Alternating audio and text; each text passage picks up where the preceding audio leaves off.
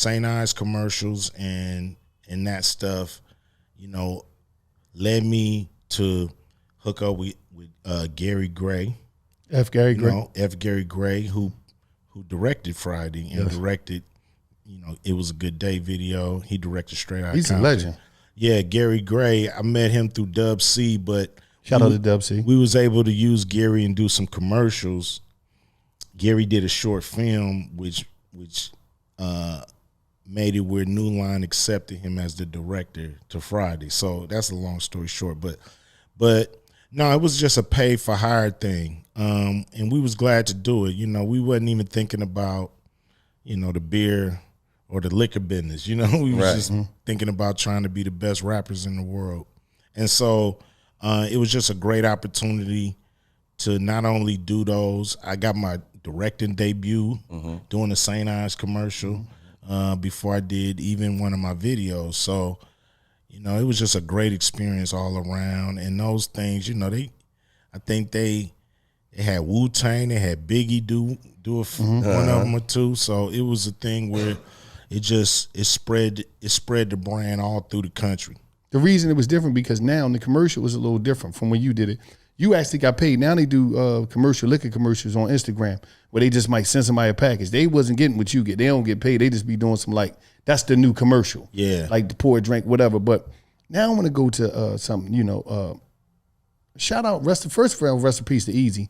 Rest in peace to John Singleton. 22, coming out of USC. John Singleton said, yo, Q, what's up? Singleton. I meant Singleton, my fault. Yeah. He come out of college. Yo, Q, what's up? You know, what's going on? Let's get it cracking. That was crazy. Yeah, that was crazy, man. I was up at the Arsenio Hall show. I was up there. I actually wanted to give Arsenio a little piece of my mind because he had the 2 Live Crew on, but he wouldn't have Easy E and NWA. It was the same thing. Man, how you gonna have Luke on? You ain't gonna have us on. So I never saw Arsenio. You know, he was in his dressing room and didn't even really know I was there. I was just gonna try to catch him between his dressing room and the stage. So dude walk up to me, he's an intern. He's like, yo, man, you an NWA, huh? I'm like, yeah. He's like, you Ice Cube, huh? This is before, you know, we was, you know, famous household names kind of. So I'm like, yeah, you know. He's like, man. He said, man, I got the perfect movie for you, dude.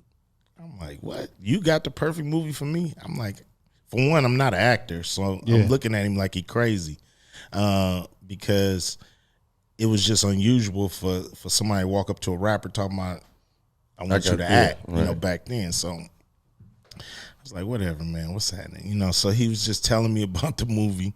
He actually wanted all of us in the movie. He wanted Easy in the movie, Dre and them. But they I guess he said he ran into them. They didn't take him serious. At that time, I didn't take him serious. I was like, all right, man, you know, that's cool. Then I seen him again at the Bonaventure Hotel like a year later. He walked up to me saying the same stuff, you know. You perfect, man. I'm a junior at USC, man, but dude, when I graduate, I'm gonna put you in this movie. I'm like, all right, man, whatever. I don't see him for a minute. I leave NWA. I go solo. I'm working with the Bomb Squad. We in LA at the Palace. The PE, they got a concert at the Palace. One moment. For those that don't know, the Bomb Squad produced all Public Enemy. Yes. They everything you hear from Public Enemy came from the Bomb Squad. He said, I'm going to shoot over to connect with these East Coast boys and we going to put this shit together. By the way, he thinks he's a hip-hop historian. I am. I mean, he sound like one. I am. Thank you. So we, you know, I'm there. I'm checking out the show. I turn around and it's John Singleton. He's like, remember me? I'm like, dude, you know, I'm seeing you every 6 months, every, you know, year and a half. Yeah, I remember you. It's like, yeah, man, I'm a senior now. USC, man. You perfect for this movie. Can I tell you about it? So I'm like, you know, all right, tell me about it. So he telling me about the movie.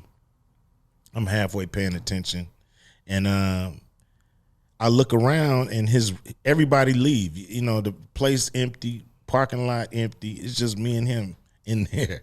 And he asked for a ride to his dorm. I'm like, damn, nigga, you know, I just met you. Right.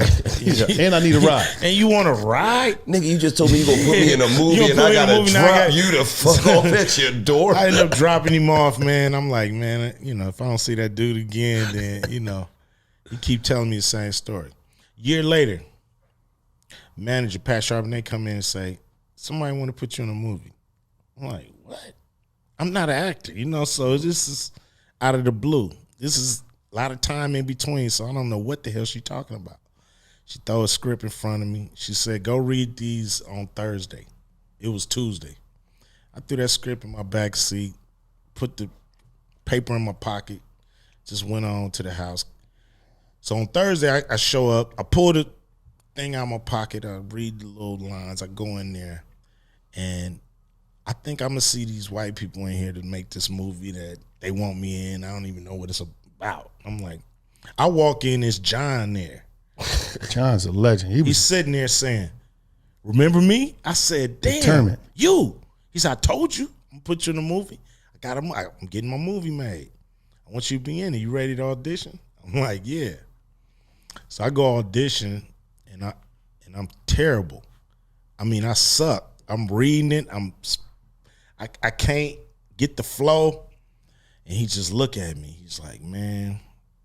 He said, everybody leave. He put everybody out. He said, Q, man, that was terrible.